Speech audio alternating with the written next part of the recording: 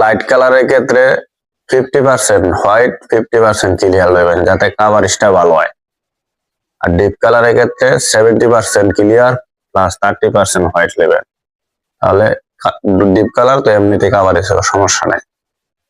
যে off white কালারের ক্ষেত্রে আমি 50% করে লইছি, হোয়াইট 50% ক্লিয়ার 50%। এর মধ্যে আপনার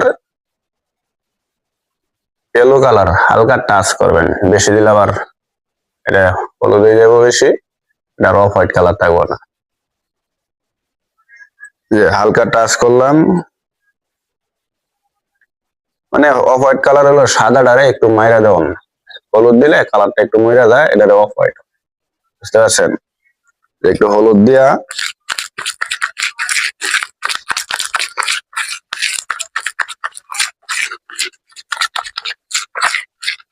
লাইরা দিলাম, এটা হয়ে গেল 110606 টিপিএক্স। এখন যদি আপনি প্যান্টন 110701 বানাইতেছেন, এটার ক্ষেত্রে একটু হলুদ পার্সেন্টেজ আর একটু কমায় দিবেন, তাহলে এটা হয়ে যাবে 110701। আর যদি 120104 বানাইতে চান, এটা হলুদ পার্সেন্টেজ একটু দিবেন আর একটু ব্ল্যাক টাচ করবেন, তাহলে এটা হইব 120104।